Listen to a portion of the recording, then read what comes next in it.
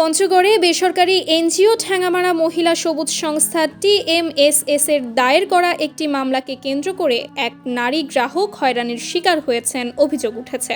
ঘটনার প্রেক্ষিতে ভুক্তভোগী নারী TMSS এর বিরুদ্ধে ৫০ লক্ষ টাকার একটি মানহানি মামলা দায়ের করেন বলে দাবি করা হলেও শেষ পর্যন্ত উভয় পক্ষের সমঝোতার মাধ্যমে ৫০,০০০ টাকার বিনিময়ে বিষয়টি নিষ্পত্তি হয়েছে। TMSS এর সদস্য পারভিন আক্তার নিয়মিতভাবে ঋণের কিস্তি পরিশোধ করে আসছিলেন। এরপরও হঠাৎ এক রাতে পুলিশ তাকে গ্রেফতার করে থানায় নিয়ে যায় এবং আদালতে হাজির করে। পরে তিনি জানতে পারেন TMSS কর্তৃক দায়ের করা একটি মামলায় হাজিরা না দেওয়ার অভিযোগে তার বিরুদ্ধে গ্রেফতারি পরোয়ানা জারি হয়েছিল।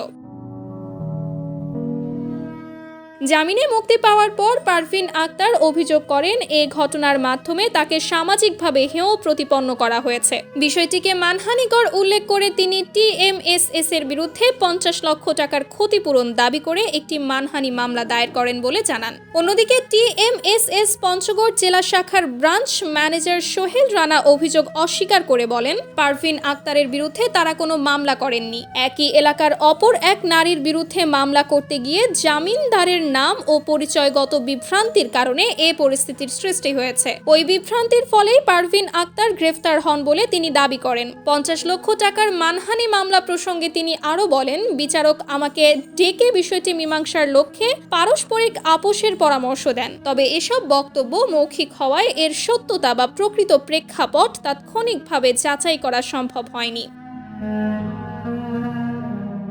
মামলার নথি পর্যালোচনায় দেখা যায় গত ১১ আগস্ট ২০২৫ তারিখে বিজ্ঞ আমলি আদালত পঞ্চগড় ১-এ TMSS পঞ্চগড় ২ শাখার পক্ষে রাজু আহমেদ, যার বয়স ছিল ৪৭, পিতা শামসুল হুদা, ঠিকানা পশ্চিম হাজিপাড়া, ঠাকুরগাঁও সদর বাদী হয়ে পারভিন আক্তারের স্বামী আনিসুর রহমানের নাম উল্লেখ করে একটি মামলা দায়ের করা হয়। এ নিয়েই মূলত বিভ্রান্তির সৃষ্টি হয়েছে বলে সংশ্লিষ্টরা জানান। এ বিষয়ে মামলার বাদী রাজু আহমেদ TSS অভিযোগ অস্বীকার করে বলেন, তারা পারভিন আক্তারের নামে কোনো মামলা করেননি। তবে তিনি স্বীকার করেন বিবাদীর বিরুদ্ধে একটি মামলা দায়ের করা হয়েছিল। গত ১৭ ডিসেম্বর মামলা প্রত্যাহার করা হয়।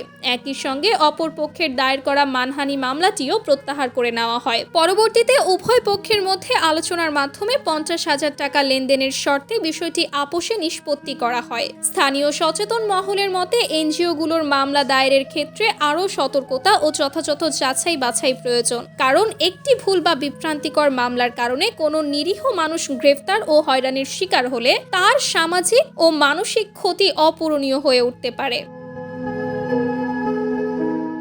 দৈনিক আওয়ার বাংলাদেশ, পঞ্চগড়।